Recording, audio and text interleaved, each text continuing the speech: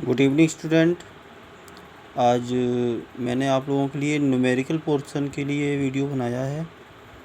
तो इसमें मैं पहले से आप लोगों को कुछ न्यूमेरिकल्स करवा चुका हूँ और बाकी जो शेष न्यूमेरिकल रह गए थे वो आप इस वीडियो के माध्यम से क्लियर कर लें, ठीक है ना। इससे पहला है हमारा, एक वस्तु 16 मीटर की दूरी 4 मिनट में तय करती है, 4 सेकंड में तय करती है तथा पुनः 16 सेकंड की दूरी 2 सेकंड में तय करती है। वस्तु की औसत चाल क्या होगी, ठीक है। तो यहाँ पहले वस्तु के द्वारा तय की गई कुल दूरी देखेंगे। तो 16 मीटर दूरी उसने यहाँ तय की और 16 मीटर दूरी उसने यहाँ तय की, ठीक है।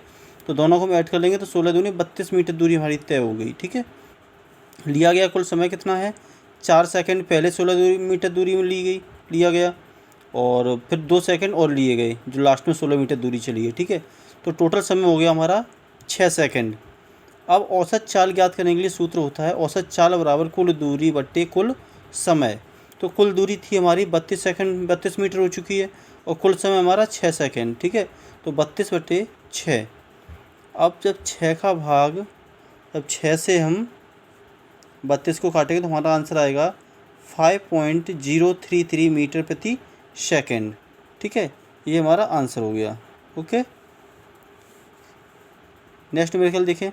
यात्रा शुरू होते समय कार का ओडोमीटर 2000 किलोमीटर प्रदर्शित करता है और यात्रा समाप्ति पर 2400 किलोमीटर प्रदर्शित करता है। यदि इस अवस्था में 8 घंटे लगते हैं तो कार की औसत चाल को किलोमीटर प्रति घंटा और मीटर प्रति सेकंड में ज्ञात करें। तो यह देखें, वस्तु के द्वारा तय की गई दूरी, तो हम 24,2400 में से 2000 घटा देंगे तो हमारी दूरी निकल आएगी। तो दूरी हमारी की निकल के आ गई 400 किलोमीटर, ठीक है। कुल समय कितना लगा, कुल समय दिया गया है 8 घंटे। हम पहले औसत चाल ज्ञात करें तो औसत चाल होती है हमारी कुल दूरी बट्टे कुल समय, ठीक है। जैसे आप पहले बार न्यूमेरिकल में देख चुके हैं, औसत चाल बराबर होता है हमारा कुल दूरी बट्टे कुल समय। तो कुल दूरी हमारी 400 मीटर थी, 400 किलोमीटर और कुल समय था हमारा 8 घंटे। तो 8 से हम 400 काट देंगे तो हमारे कटेंगे 50 बार। तो यहाँ पर हम लिखेंगे 50 किलोमीटर प्रति घंटा, ठीक है। अब इसे मीटर प्रति सेकंड में चेंज करने के लिए 5/18 का इसमें गुणा कर देते हैं। 50 किलोमीटर प्रति घंटा आया तो इसे मीटर प्रति सेकंड में चेंज करने के लिए 5/18 का गुणा किया जाता है, ठीक है। तो यहाँ पर इसकी कैलकुलेशन करने के बाद हमारा आंसर आया 250/18। जब 18 से हमने फिर से 250 काट देंगे तो हमारा आंसर आएगा 13.9 मीटर प्रति सेकंड। तो ये आपका फाइनल आंसर हो गया, ठीक है। इसके बाद नेक्स्ट न्यूमेरिकल देखें। उषा 90 मीटर लंबे तालाब में तैरती है। वह एक सिरे से दूसरे सिरे तक सरल रेखी पथ पर, यानी कि एक सीध में सरल रेखी पथ पर जाती है तथा वापस लौट आती है। इस दौरान वह 180 मीटर की दूरी 1 मिनट में तय करती है। उषा की औसत चाल और औसत वेग को ज्ञात कीजिए। तो देखिए, पहले 1 मिनट में तय की गई दूरी, तो यहाँ पर लिखा है 180 मीटर, यानी 90 मीटर वो गई और 90 मीटर वापस आई, तो इसमें उसे 1 मिनट का समय लगा। तो उसने कुल दूरी कितनी तय की, 180 मीटर। कुल समय उसे 1 मिनट लगा है। विस्थापन 0 हुआ, ठीक है। विस्थापन 0 कैसे हुआ, क्योंकि उषा ने सपोज यहाँ से तैरना शुरू किया और यहाँ तक वो तैरी, यानी कि 90 मीटर यहाँ तक तैरी, ठीक है। और यहाँ से वो फिर 90 मीटर वापस आ गई। तो ये यहाँ पर यानी जिस बिंदु से उसने चलना आरंभ किया उसी बिंदु पर अंततः वो आ गई। तो यहाँ पे विस्थापन 0 हुआ, ठीक है। अब औसत चाल याद करनी है तो औसत चाल बराबर कुल दूरी बट्टे कुल समय होता है। तो कुल दूरी हमारी 180 मीटर है, कुल समय हमारा 1 मिनट है, ठीक है। तो 1 मिनट को हम सेकंड में चेंज करेंगे पहले, तो 1 मिनट का 60 सेकंड हो गया, ठीक है। तो 180/60, तो 60 से 180 को हम भाग दे देंगे यानी काट देंगे तो हमारा बचेगा 3 मीटर प्रति सेकंड, ठीक है। ये हमारा औसत चाल ज्ञात हो गई। अब हम देखेंगे औसत वेग। तो औसत वेग होता है हमारा विस्थापन बट्टे कुल समय, विस्थापन बट्टे कुल समय। जैसे मैंने आप लोगों को पहले बता दिया था, वो उषा ने जिस बिंदु से तैरना आरंभ किया वहीं पर उसने तैरना बंद किया, तो विस्थापन उसका 0 हुआ, लेकिन समय उसे कितना लगा, 60 सेकंड, ठीक है। तो उसका आंसर भी कितना आया, जब 60 का भाग हम 0 में देंगे तो आंसर हमारा 0 ही आएगा। तो 0 मीटर प्रति सेकंड, ठीक है। तो 0 मीटर पर सेकंड हमारा क्या हुआ, 0 मीटर पर सेकंड हमारा औसत वेग ज्ञात हुआ, ठीक है। तो ये हमारे दोनों फाइनल आंसर हो गए, ठीक। नेक्स्ट न्यूमेरिकल देखें। विरामावस्था से राहुल अपनी साइकिल को चलाना शुरू करता है और 30 सेकंड में 6 मीटर का वेग प्राप्त करता है। वह इस प्रकार से ब्रेक लगाता है कि साइकिल का ब्रेक वेग अगले 5 सेकंड में कम होकर 4 मीटर प्रति सेकंड हो जाता है। दोनों स्थितियों में साइकिल के त्वरण की गणना करें, ठीक है। अब जो पहली स्थिति देखें, पहली स्थिति में वेग कितना है, प्रारंभिक वेग, यानी कि यहाँ पर विरामावस्था दिया गया है तो u बराबर हमारा 0 हो गया। अंतिम वेग दिया गया है यहाँ पर 6 मीटर प्रति सेकंड, तो यहाँ 6 मीटर प्रति सेकंड कर लिया। t समय दिया गया है 30 सेकंड, यहाँ 30 सेकंड समय दिया गया है, 30 सेकंड समय लिख लिया, ठीक है। अब हमें त्वरण ज्ञात करना है। त्वरण के लिए हम रखेंगे गति का पहला समीकरण रखेंगे a बराबर u minus b upon t. ये हमने गति का पहला समीकरण रख दिया त्वरण ज्ञात करने के लिए। अब इस समीकरण में हम जो मान हमारे पास हैं वो रख देंगे। तो u हमारा 0 है, v हमें 6 दिया गया है इसमें, ठीक है, और बट्टे 30, क्योंकि समय हमें 30 सेकंड दिया गया है। इसकी जब कैलकुलेशन करेंगे तो कैलकुलेशन करने से हमारा आंसर आएगा, यानी 0 माइनस 6 अपॉन 30।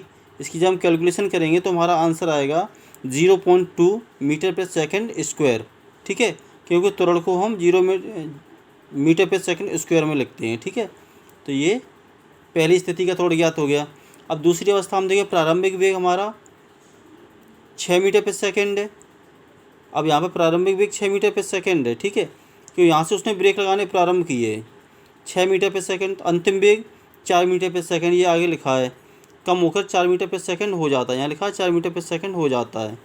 अब समय कितने लगे, यहाँ पर 5 सेकंड, समय यहाँ पर भी दिया गया है 5 सेकंड, ठीक है। अब आगे देखें, सेम वही कंडीशन यहाँ करेंगे त्वरण ज्ञात करने के लिए। a बराबर u minus v upon t सूत्र रख दिया, और इसी सूत्र में हमने जो अभी मान निकाले हैं, ठीक है, इन मान को रख देंगे, ठीक है। a, अब u यहाँ पर 4 है और v हमारा 6 है, ठीक है, अपॉन 5 सेकंड है।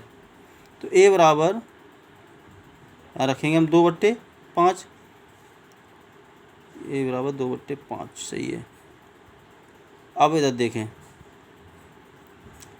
एक, हाँ 2/5, यानी a बराबर, इसकी जब हम कैलकुलेशन करने तो हमारा आंसर आएगा माइनस 0.4 मीटर पर सेकंड स्क्वायर, माइनस 0.4 मीटर पर सेकंड स्क्वायर, ठीक है। ये हमारा दूसरी स्थिति में आंसर आ गया। अतः साइकिल का त्वरण पहली स्थिति में 0.2 मीटर पर सेकंड स्क्वायर तथा दूसरी स्थिति में माइनस 0.4 मीटर पर सेकंड स्क्वायर होगा, ठीक है। नेक्स्ट न्यूमेरिकल देखें। एक रेलगाड़ी विरामावस्था से चलना प्रारंभ करती है और 5 मिनट में 72 किलोमीटर का वेग प्राप्त कर लेती है। मान लें कि त्वरण एक समान है, तो परिकलन कीजिए। त्वरण इस वेग को प्राप्त करने के लिए रेलगाड़ी द्वारा चली गई दूरी, ठीक है, यानी त्वरण ज्ञात करना है।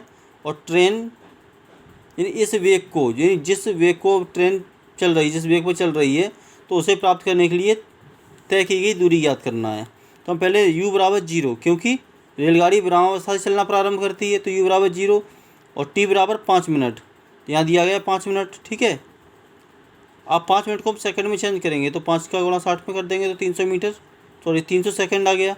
अब s यानी दूरी हमें ज्ञात करनी है, त्वरण ज्ञात करना है। अंतिम वेग 72 किलोमीटर प्रति हावर है, यानी 72 किलोमीटर प्रति घंटा, ठीक है। तो इसे मीटर पर सेकंड में चेंज करेंगे, तो मीटर पर सेकंड में चेंज करने के लिए मैंने बताया किसी भी इकाई में हम मान में 5/18 का जब गुणा कर देते तो मीटर पर सेकंड में चेंज हो जाता है। मैंने 5/18 का गुणा किया, ठीक है, तो 18 से हमने 72 काट, 1800 को 72 और 4 पंजे 20, तो यहाँ पर हो गया हमारा 20 मीटर प्रति सेकंड।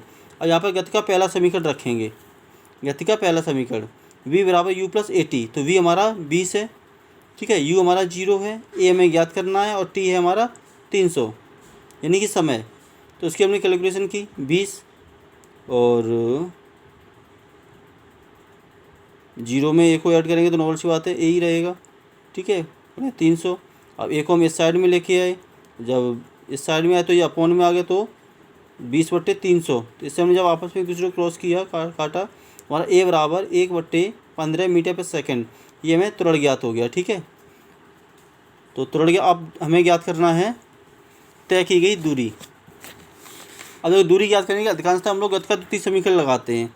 तो गति के द्वितीय समीकरण एस बराबर U T plus half A T square, S बराबर U T plus half A T square. ठीक है, इसमें हम वो सभी मान रख लेंगे जो हमारे पास हैं।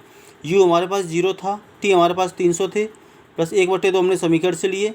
ए हमारा अभी ज्ञात हुआ है 1/15 गुणे और टी यहाँ स्क्वायर में है तो यहाँ पर हमने खोल के रख लिए 300 गुणे 300।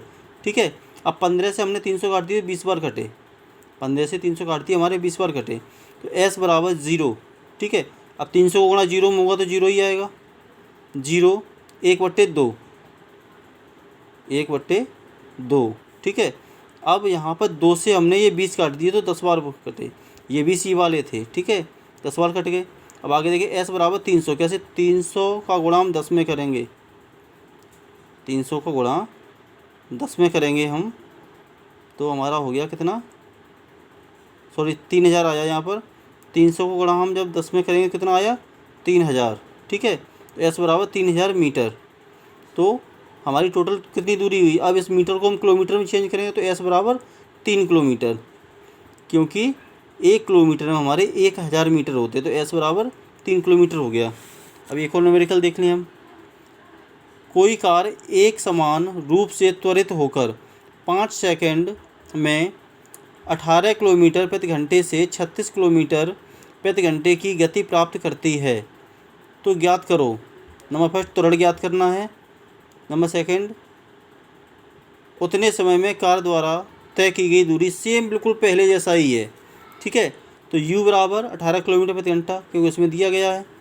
ठीक है, तो 18 किलोमीटर प्रति घंटा दिया गया, उसे मीटर प्रति सेकंड में चेंज करेंगे, तो मीटर प्रति सेकंड में चेंज करने के लिए 5/18 का हम भाग गुणा करते हैं, तो 18 से 18 कट गया, तो यहाँ पर हमारा आ गया 5 मीटर प्रति सेकंड। ठीक है, अंतिम वेग हमारा 36 किलोमीटर प्रति आवर है, तो उसमें भी हम 5/18 का गुणा करेंगे मीटर प्रति सेकंड में चेंज करने के लिए। 18 से 36 हमारे 2 बार कटे, 2 से 2 का गुणा हमने 5 में किया, तो 10 मीटर प्रति सेकंड आ गया।